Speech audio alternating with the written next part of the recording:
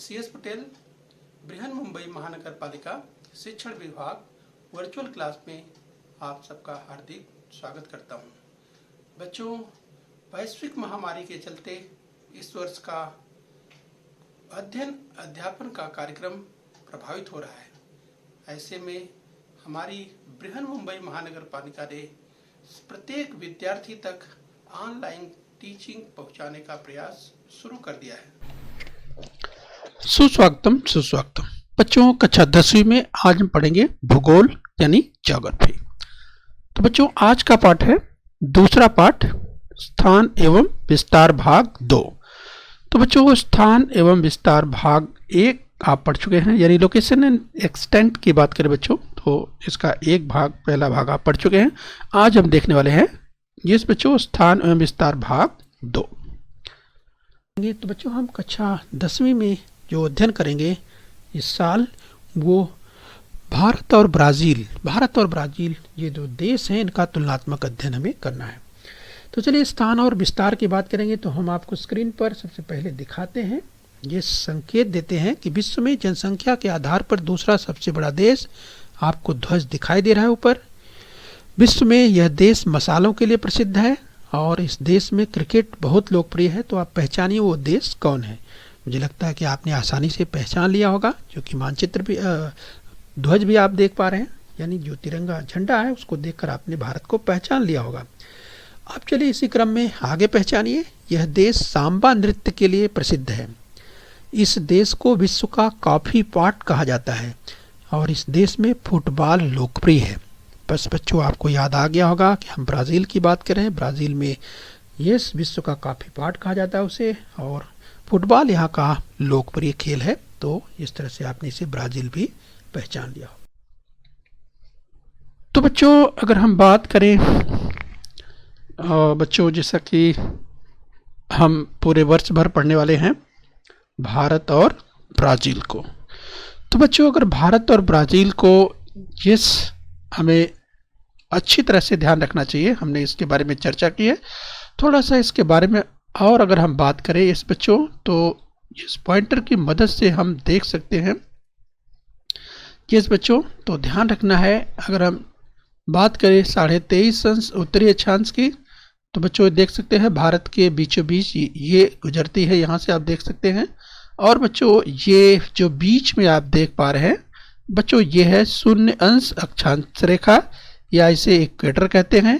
इस बच्चों इसे विषुवत रेखा या भूमध्य रेखा भी कहते हैं। इस बच्चों, जब हम 2 डायमेंशनल अर्थात हम इस तरह के मानचित्र की बात करते हैं, और बच्चों जब ग्लोब पर इसे आप देखते हैं भूगोलक के रूप में, जैसे कि पृथ्वी हमारी है, तब वहाँ पर बच्चों आप क्या देखेंगे, विषुवत वृत्त के रूप में देखते हैं, एक सर्कल के रूप में देखते हैं। बच्चों इससे कोई आप अच्छी तरह से कक्षा 8वीं में भी पढ़ चुके हैं। और बच्चों ये आप देख सकते हैं उसके नीचे आप जो देखिए 23.5 अंश दक्षिणी अक्षांश रेखा, ये जो आपको दिखाई दे रही है बच्चों, ये रेखा ये देख सकते हैं बच्चों। अगर ब्राज़ील की बात करें तो ब्राज़ील यहाँ पे है, जैसा कि आप जानते हैं बच्चों। तो आप देख सकते हैं ये ब्राज़ील के दक्षिणी हिस्से की ओर से गुजरती है, ये आपको ध्यान रखना है। और बच्चों वहीं जहाँ विषुवत रेखा की बात करें अर्थात भूमध्य रेखा की बात कर रहे हैं, तो बच्चों आप देख सकते हैं ब्राज़ील के उत्तरी हिस्से से गुजरती है, ये हमें ध्यान रखना है, राइट। तो चलिए बच्चों, इन महत्वपूर्ण बिंदुओं की ओर हमें जरूर ध्यान रखना है। बच्चों, अगर भारत की बात करें तो भारत के दर्शनीय स्थलों की बात करें तो स्क्रीन पर आप देख सकते हैं भारत के उन दर्शनीय स्थलों को, उन रमणीय स्थलों को, जो कि न कि देश बल्कि विदेश से भी तमाम जो यात्री हैं, ये जो टूरिस्ट हैं, वे पर्यटन के लिए आते हैं। तो इस तरह से भारत में आप देख सकते हैं, भारत में तमाम ऐसे स्थल हैं। इस भारत के पर्वतीय क्षेत्रों की बात करें या भारत के ऐसे तमाम किले हैं, भारत में ऐसे तमाम स्थल हैं जो अगर भौगोलिक दृष्टिकोण से देखें तो बहुत ही रमणीय हैं। और इसीलिए बच्चों पूरे विश्व से लोग भ्रमण करने के लिए भारत में आते रहते हैं। ब्राज़ील के अगर दर्शनीय स्थलों की बात करें तो यहाँ भी आप देख सकते हैं ब्राज़ील में रियो डी जेनेरो का जो ऊपर सबसे आप स्क्रीन पर देख पा रहे हैं बाईं ओर, रियो डी जेनेरो का जो विहंगम दृश्य आपको दिखाई दे रहा है बच्चों। इसके अलावा आप देख सकते हैं ब्राज़ील के उन खूबसूरत जिस खूबसूरत शहर की बात करें या उन प्राकृतिक दृश्यों की बात करें, उन प्राकृतिक रमणीय दृश्यों की बात करें जिसे देखने के लिए पूरे विश्व से लोग यहाँ पे आते हैं, ब्राज़ील में पर्यटन के लिए आते हैं। ब्राज़ील में भी जो पर्यटन का उद्योग है वो काफ़ी फलता फूलता है, काफ़ी बढ़ रहा है। ये बच्चों, तो बच्चों अगर हम ब्राज़ील की बात करें तो चलिए इसी क्रम में हम ब्राज़ील की बात कर लेते हैं। तो ब्राज़ील देश का नाम यानी name of the country Brazil गणराज्य संघ यानी फेडरेटिव रिपब्लिक ऑफ ब्राज़ील। तो बच्चों हम ब्राज़ील की बात कर रहे हैं, यहाँ पर आप देख सकते हैं name of the country Brazil गणराज्य संघ federative Republic of Brazil. Brazil की राजधानी की बात करें तो name of the capital Brasilia. तो स्क्रीन पर आप देख सकते हैं ब्राज़ीलिया, यस यहाँ पर आपको दिखाई दे रहा है। तो देखिए ब्राज़ीलिया यानी ब्राज़ील की राजधानी ब्राज़ीलिया जो स्क्रीन पर आप देख पा रहे हैं। अब बच्चों हम ब्राज़ीलिया की बात कर रहे हैं यानी ब्राज़ील की राजधानी की बात कर रहे हैं, ये स्क्रीन पर आप देख पा रहे हैं। आइए बच्चों इस क्रम में हम और आगे बढ़ते हैं। ब्राज़ील गणराज्य संघ यानी फेडरेटिव रिपब्लिक ऑफ ब्राज़ील की बात करें तो जरा बच्चों ध्यान से देखिए, इस स्थान विस्तार और सीमा की अगर ब्राज़ील की बात करें राइट तो आप समझने का प्रयास कीजिए। अब यहाँ पर देखिए अक्षांश और देशांतर, यस यहाँ पर जो इक्वेटर को अर्थात शून्य अंश को आप देख पा रहे हैं, अर्थात शून्य अक्षांश की रेखा ये आपको दिखाई दे रही है। ब्राज़ील देखिए राइट यानी अर्थात इक्वेटर की हम बात कर रहे हैं। तो बच्चों अगर आप ध्यान से देखेंगे तो इक्वेटर जो है वो ब्राज़ील के उत्तरी हिस्से से गुजरता हुआ आपको दिखाई दे रहा है, राइट ये देख पा रहे हैं। यहाँ पे ब्राज़ील को अगर आप देखें तो ब्राज़ील यहाँ पर लिखा हुआ दिखाई दे रहा है, यस। तो चलिए आप जरा ध्यान से समझिए ब्राज़ील को लेकर के, क्योंकि भारत को तो आपने पूरी तरह से समझ लिया लेकिन ब्राज़ील को समझिए। अब चूंकि यहाँ पे आपको दिखाई दे रहा है बच्चों शून्य अंश अक्षांश अर्थात इक्वेटर आपको दिखाई दे रहा है, राइट ध्यान रखिए। ब्राज़ील जबकि आप ध्यान दीजिए बच्चों तो ब्राज़ील का थोड़ा सा हिस्सा, ब्राज़ील देश का थोड़ा सा हिस्सा, ये थोड़ा सा हिस्सा उत्तरी गोलार्ध में भी है, यानी उत्तर का थोड़ा हिस्सा उत्तरी गोलार्ध में है, राइट ध्यान रखिए यहाँ पे।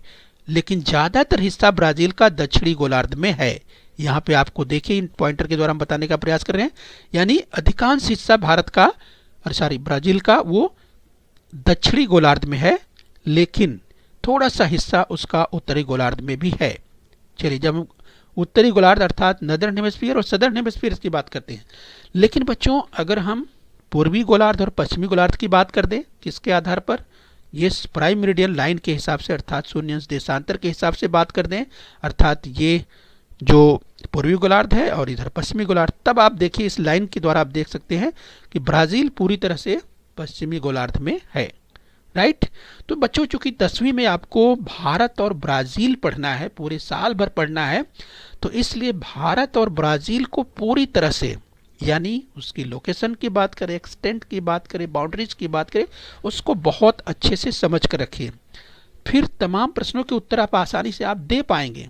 यस, तो किस गोलार्ध में स्थित है, यस उसका स्थान, उसका विस्तार कहाँ से कहाँ तक है, इन चीज़ों में पूरी तरह से स्पष्ट रहना जरूरी है।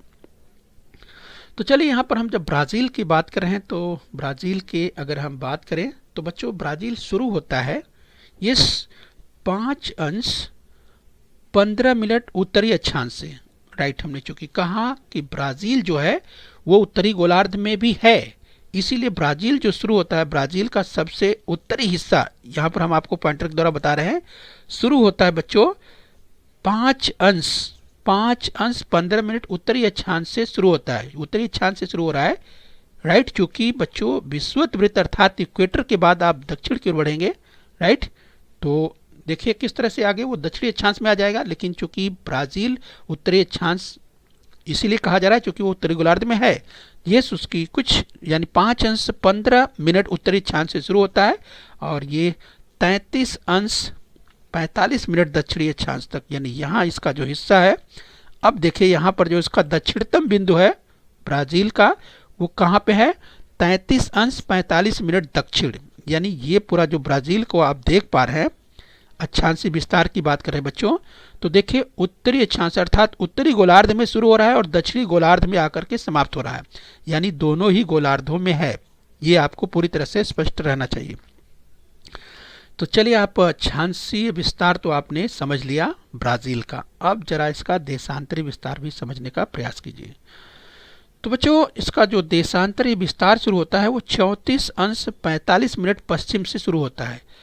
अब आप सोचिए कि पश्चिम से शुरू होता है अर्थात 34 अंश 45 मिनट कहाँ शुरू होता है, यानी ब्राज़ील का जो सबसे पूर्वी हिस्सा होगा, ब्राज़ील का सबसे जो पूर्वी हिस्सा है वहीं से शुरू होता है, यानी 34 अंश 45 मिनट।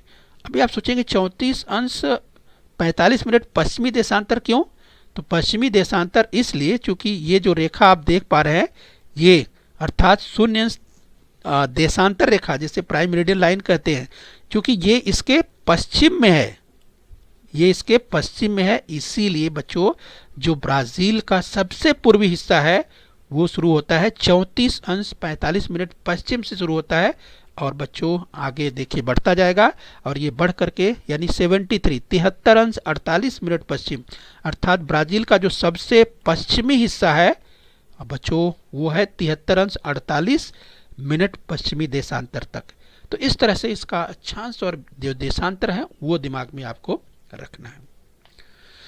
तो बच्चों, ब्राज़ील देश पश्चिम व दक्षिणी गोलार्धों में स्थित है। यस, हमने चर्चा की थी कि पश्चिमी गोलार्ध में आप पूरी तरह से आप इसको देख पा रहे हैं, और दक्षिणी गोलार्धों में चूंकि अधिकांश भाग इसका दक्षिणी गोलार्ध में, इसलिए सामान्यतः इसको दक्षिणी गोलार्ध में कहा जाता है। लेकिन बच्चों, अगर थोड़ा सा गहराई से आप अध्ययन करना चाहते हैं तो आप ध्यान रखिए कि ये थोड़ा सा इसका हिस्सा जो उत्तरी हिस्सा है वो उत्तरी गोलार्ध में भी है।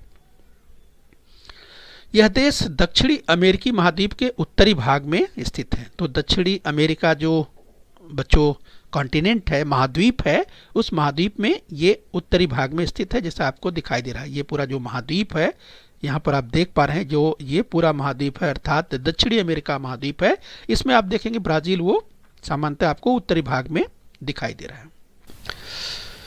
ऐतिहासिक पृष्ठभूमि की बात करें, भारत हिस्टोरिकल बैकग्राउंड की बात करें बच्चों, तो लगभग 150 वर्षों तक भारत देश अंग्रेजों के आधिपत्य में था। सन 1947 में भारत को स्वतंत्रता प्राप्त थी और स्वतंत्रता के उपरांत पहले 20 वर्षों में 3 युद्धों का सामना करना पड़ा, अनेक भागों में सूखे का सामना करना पड़ा, आदि अनेक समस्याओं से जूझकर भी भारत विश्व का एक प्रमुख विकासशील देश है। बच्चों, अगर ब्राज़ील की बात करें तो 3 शताब्दियों से अधिक समय तक यह देश पुर्तगाली शासन के अधीन था। ब्राज़ील को 1822 में स्वतंत्रता प्राप्त हुई। 1930 से 1985 तक 50 वर्षों से भी अधिक काल तक यह देश लोकप्रिय सैन्य शासन के अधीन था। हम इसी क्रम में और आगे बढ़ते हैं। तो बच्चों, यहाँ पर अगर आकृति की बात करें तो स्क्रीन पर यहाँ पर देखिए आकृति 2.2, यानी यहाँ पर आप देख सकते हैं, में दिए गए मानचित्र का निरीक्षण कीजिए। ब्राज़ील की सीमा से लगे देश व महासागर ढूंढिए। जिस बच्चों ब्राज़ील के संदर्भ में इन देशों व महासागरों का नाम योग्य स्थान पर तालिका के आधार पर कॉपी में लिखना है। तो चलिए बच्चों, इसका अभ्यास करना है। किस तरह से अभ्यास करना है बच्चों, जैसे अगर दिशा की बात करें तो उत्तर, पश्चिम, दक्षिण और पूर्व। सबसे पहले उत्तर की बात करेंगे। तो बच्चों, ये जो मानचित्र आप देख पा रहे हैं, इस ब्राज़ील को देख पा रहे हैं बच्चों। इसके पहले हमने पार्ट 1 में भारत के संदर्भ में विस्तार से देखा था और आज हम ब्राज़ील के संदर्भ में विस्तार से देखने वाले हैं। तो बच्चों, यहाँ आप देख सकते हैं, ये से अगर ब्राज़ील की बात करें तो ब्राज़ील में अगर उत्तर की ओर आप देखें बच्चों, तो बाईं ओर एक मानचित्र हमने बड़ा करके दिखाया है, राइट। तो बच्चों, यहाँ पर आप देख सकते हैं, अगर उत्तर की बात करें तो देखिए फ्रेंच गियाना, राइट। तो यहाँ पर देखिए बच्चों, आपको दिखाई दे रहा है, ये तो ब्राज़ील, ध्यान रखिए, जो पीले में आपको दिखाई दे रहा है, ये इसकी जो बाउंड्रीज की हम बात करें, ये पूरा ब्राज़ील है। तो यहाँ पर देखिए इसके उत्तर की बात करें तो देखिए फ्रेंच गुयाना, सूरीनाम, यहाँ पर देखिए उत्तर में, और गुयाना, ये सब आप देख पा रहे हैं बच्चों। और इसके साथ साथ इधर देखिए वेनेजुएला दिया हुआ है और कोलंबिया। तो बच्चों आप देख सकते हैं, ये इसके नॉर्थ में अर्थात उत्तर में है। और बच्चों अगर पश्चिम की बात करें, राइट, तो पड़ोसी देशों को ध्यान रखिए, पड़ोसी देशों की बात कर रहे हैं। और पश्चिम की अगर बात करें तो पश्चिम में आप देख सकते हैं इसके, यहाँ आपको दिखाई देगा पेरू, ये पेरू देश आपको दिखाई दे रहा है, बोलिविया ये देखिए, और इसके बाद पैराग्वे। इस तरह से बच्चों ये पश्चिम के देश आपको, ब्राज़ील के पश्चिम ये आप देख पा रहे हैं। अगर दक्षिण की बात करें तो दक्षिण आप देखिए तो बच्चों आपको दक्षिण पे ये अर्जेंटीना दिखाई दे रहा है, ये अर्जेंटीना और यूरुग्वे, एक देश से यूरुग्वे, ये दक्षिण में आपको दिखाई दे रहा है। और अगर बच्चों ईस्ट की बात करें, पूर्व की बात करें, तो पूर्व में तो कोई देश है नहीं इसके, राइट, आप देख सकते हैं यहाँ पर आपको क्या दिखाई दे रहा है, यहाँ पर है उत्तरी अटलांटिक महासागर। तो बच्चों यहाँ पर उत्तरी अटलांटिक महासागर है, और नीचे की ओर आप जो देखते हैं ये भी अटलांटिक महासागर है, लेकिन ये दक्षिणी अटलांटिक महासागर है, राइट, यहाँ पर आप देख सकते हैं। ये बच्चों उत्तरी अटलांटिक महासागर और नीचे दक्षिणी अटलांटिक महासागर। ठीक है बच्चों, तो ब्राज़ील का एक आड़ा खाड़ा अपने दिमाग में आपको जरूर रखना है। देशों की अगर बात करें, बाउंड्रीज की बात करें, पड़ोसी देशों की बात करें, ये आपको अच्छी तरह से अपने दिमाग में जरूर रखना है। यस, तो महासागरों की बात, जैसा कि हमने कहा वाटर बॉडीज की बात की। यस, अगर नॉर्थ की बात करें बच्चों तो पूर्व में उत्तर में आप देख सकते हैं, ये नॉर्थ अटलांटिक आपको दिखाई दे रहा है, यहाँ पर उत्तरी अटलांटिक आप देख सकते हैं। और अगर दक्षिण में इधर आप देखें तो आपको दक्षिणी अटलांटिक दिखाई दे रहा है। तो बच्चों इस तरह से आपको ध्यान रखना है। तो आइए बच्चों और आगे इसी क्रम में बढ़ जाते हैं।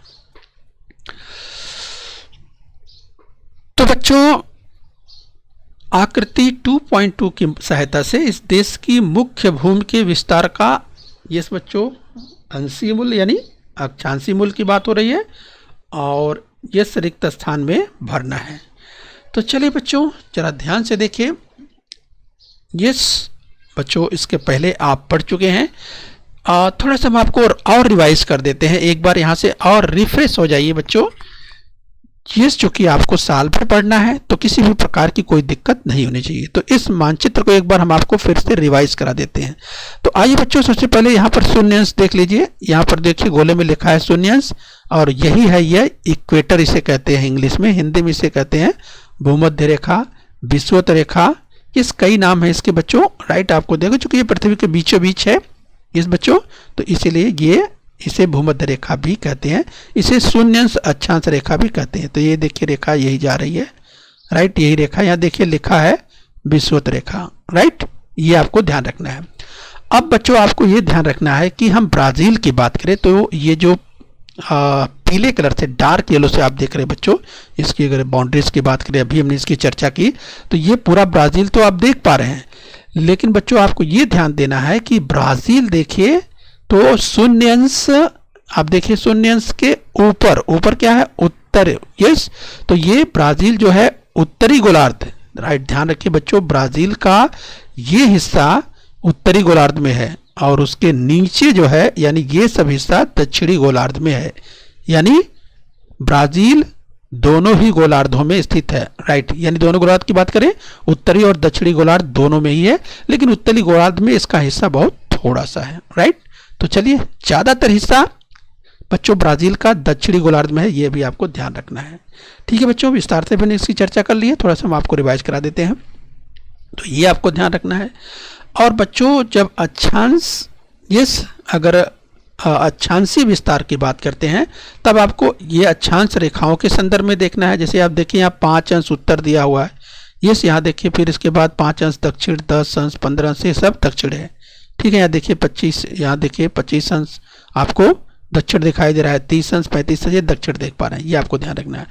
और बच्चों एक बात और आपको ध्यान रखना है, भारत में आपने देखा था बच्चों जहाँ कर्क रेखा भारत के मध्य से होकर गुजरती है, और वहीं ब्राज़ील में देखिए बच्चों विषुवत रेखा और मकर रेखा भी गुजरती है। यहाँ देखिए 23.5 अंश दक्षिणी अक्षांश रेखा, मकर रेखा, ये ब्राज़ील के दक्षिणी हिस्से से गुजरती है, ये आपको ध्यान रखना है। भारत और ब्राज़ील दोनों ही विकासशील देश हैं, डेवलपिंग कंट्रीज हैं, ये भी आपको ध्यान रखना है, राइट।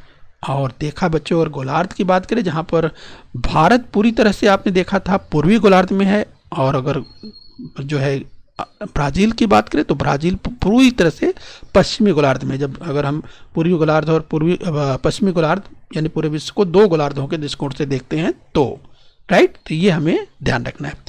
तो बच्चों हम उम्मीद करते हैं इन तमाम महत्वपूर्ण बिंदुओं की ओर समझ रहे हैं। और जैसे भारत की राजधानी आपने नई दिल्ली, यस बच्चों, देखा, याद किया, उसी तरह से ब्राज़ील की राजधानी ब्राज़ीलिया यहाँ पर दिया हुआ है, ये भी आपको ध्यान रखना है। यस बच्चों, अब आप मुझे लगता है कि रिफ्रेश हो चुके हैं, तो चलिए थोड़ा सा अब याद कीजिए कि यहाँ पर क्या भरा जाएगा। यस, याद कीजिए बच्चों, कितना अंश और कितना मिनट उत्तरी अक्षांश से। यस बच्चों, तो याद कीजिए, मुझे लगता है आपको याद आ रहा होगा। तो चलिए याद कीजिए 5 अंश, राइट। तो आप देख सकते हैं बच्चों 5 अंश, ये जो 5 अंश उत्तर है यहाँ आप देख पा रहे हैं, बिल्कुल यह लाइन, यही है ब्राज़ील का सबसे उत्तरी हिस्सा और यहीं से ब्राज़ील शुरू होता है। इसीलिए 5 अंश 15 मिनट, 5 अंश 15 मिनट उत्तरी अक्षांश से, यस बच्चों, कहाँ तक, 33 अंश 45 मिनट। तो बच्चों यहाँ पर आप देखिए 30 अंश आपको दिखाई दे रहा है, यहाँ 35 दिखाई दे रहा है, तो 33, ये जो आप हिस्सा देख पा रहे हैं यही है ब्राज़ील का सबसे दक्षिणी हिस्सा और यह है 33 अंश 45 मिनट दक्षिणी अक्षांश, राइट। तो बच्चों ये आपको ध्यान रखना है। तो ये तो हो गया अक्षांशों की बात। अब हम बात करेंगे देशांतरों की, अर्थात रेखांशों की। जब बात करें तो कहाँ से शुरू होता है, 34 अंश 45 मिनट से। यस बच्चों, 34 अंश। अब जरा कैसे समझेंगे इसे, यहाँ पर देखिए 30, 35, 40, 45, ये जो दिखाई दे रहा है कहाँ से बच्चों, ये 30, 35, 40, 45 आपको। तो बच्चों आपको याद होगा कि जब 0 अंश देशांतर रेखा से पश्चिम की ओर बढ़ेंगे, राइट। तो बच्चों इस तरह से आपको यहाँ देख सकते हैं, यानी ब्राज़ील जो है, जो कि प्राइम मेरिडियन लाइन, प्रधान मध्याह्न रेखा से पश्चिम की ओर है। तो इसीलिए देखिए 30, 35, 40, 45, इसलिए बच्चों हमको किस ओर आना पड़ रहा है, पश्चिम की ओर आना पड़ रहा है और देशांतर रेखाएं इस तरह से दिखाई आपको दे रही हैं, राइट। तो कहाँ से शुरू होगा, 34 अंश 45 मिनट, ये देखिए 35 दिया हुआ है, यानी 34 अंश 45 मिनट से शुरू हो जाता है ब्राज़ील और कहाँ तक है, 73 अंश 48। तो यहाँ देखिए 70 आपको दिखाई दे रहा है और इसका सबसे, जिस बच्चों आप देख सकते हैं पश्चिमी हिस्सा कितने पर है, 73 अंश 48 मिनट पर पश्चिमी देशांतर रेखा तक है। तो बच्चों इस तरह से पूरी तरह आपको आश्वस्त रहना है कि जो अक्षांशीय विस्तार और देशांतरी विस्तार जो ब्राज़ील का है वो पूरी तरह से दिमाग में अच्छी तरह से बैठा कर रहना है, किसी तरह की कोई त्रुटि नहीं होनी चाहिए, राइट। मुझे लगता है कि बहुत ही आसान है बच्चों और आपको अपने दिमाग में रखना चाहिए, ये भी दिमाग में रखना चाहिए कि आखिर ये 30, 35, 40, 45 इस ओर बढ़ता हुआ क्यों दिखाई दिया, इस ओर क्यों नहीं बढ़ता गया। तो बच्चों अगर कोई आपसे पूछे तो क्या बताएंगे, तो आप बता सकते हैं यस बच्चों, चूंकि ब्राज़ील जो है प्रधान मध्याह्न रेखा के पश्चिम की ओर है और इसलिए जब बच्चों देशांतर रेखाएं होंगी तो राइट, तो उनका जो मूल्य होगा इस तरह से बढ़ता चला जाएगा, 30, 35, 40, इसलिए आप इसका उत्तर इस तरह से दे सकते हैं, राइट। तो ये आपको ध्यान रखना है। अक्षांश रेखाओं के संदर्भ में देख ही लिया, राइट। तो चलिए बच्चों इस क्रम में हम और आगे बढ़ लेते हैं। आइए बच्चों अभ्यास करेंगे, ये सही विकल्प चुनकर वाक्य पूर्ण कीजिए। इस बच्चों दक्षिणी अमेरिका महाद्वीप के 2 देश ब्राज़ील की सीमा से नहीं लगे हैं। तो कौन से ऐसे जो 2 देश हैं वो ब्राज़ील की सीमा से नहीं लगे हैं, यस। तो बच्चों जिसमें Chile, Ecuador, Argentina, Bolivia, Colombia, फ्रांसीसी गुयाना, सुरीनाम या यूरुग्वे, सुरीनाम, यूरुग्वे, यानी 4 विकल्प आपके पास मिलते हैं। तब बच्चों आपको ध्यान होना चाहिए, क्या ध्यान होना चाहिए, जैसे बच्चों आपने भारत के पड़ोसी राष्ट्रों को, भारत के जो पड़ोसी देश हैं उनको याद कर लिए होंगे, उसी तरह से ब्राज़ील के जो पड़ोसी देश हैं उनको भी याद कर लीजिए, राइट। तो चलिए हम आपको एक बार और दिखा देते हैं, ये तमाम विद्यार्थियों को शायद याद भी होगा और चलिए अगर आपको अब तक नहीं याद हुआ है, राइट, तो चलिए याद कर लीजिए, इसे देख भी लीजिए, यस। तो बच्चों यहाँ पर देख लीजिए चिली, इक्वेडोर, देखिए यहाँ पर चिली इक्वेडोर की बात करें तो यहाँ पर आप देख सकते हैं बच्चों चिली, यहाँ आपको जो दिखाई दे रहा है चिली, तो ये देखिए चिली। तो चिली क्या ब्राज़ील का पड़ोसी देश है, आप देख सकते हैं नहीं, क्योंकि चिली ब्राज़ील के, आप देखिए इधर पश्चिम साइड में आपको बोलिविया दिखाई दे रहा है, राइट। तो बच्चों अगर ये यहाँ पर बोलिविया है, यहाँ पैराग्वे है, जबकि चिली यहाँ है तो इसका पड़ोसी कैसे हो सकता, नहीं हो सकता, ये दूसरे देश हैं, तो इसलिए नहीं। इक्वेडर को देखिए तो इक्वेडर कहाँ है, यहाँ पे है, तो इसके इधर देखिए पूर्व में देखिए तो आपको कोलंबिया और इधर पेरू दिखाई दे रहा है, यानी इक्वेडोर और चिली ये जो विकल्प है आप देख सकते हैं, यानी ये ब्राज़ील के पड़ोसी नहीं है। चिली और इक्वेडोर ये ब्राज़ील के पड़ोसी देश नहीं है और यही पूछा गया है। दक्षिण अमेरिका महाद्वीप के दो देश ब्राज़ील की सीमा से नहीं लगे हैं। इसका मतलब विकल्प तो यही है, लेकिन बच्चों चेक कर लीजिए, आइए क्या बाकी जो 3 और विकल्प हैं ये सब सही हैं, पड़ोसी हैं, चेक कर लीजिए।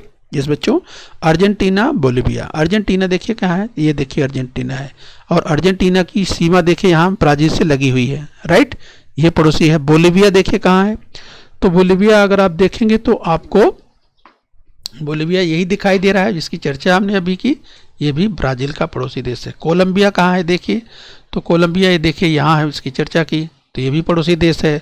फ्रांसीसी गुयाना, ये देखिए जिसे फ्रेंच गुयाना भी कहते हैं, ये देखिए ये पड़ोसी देश है।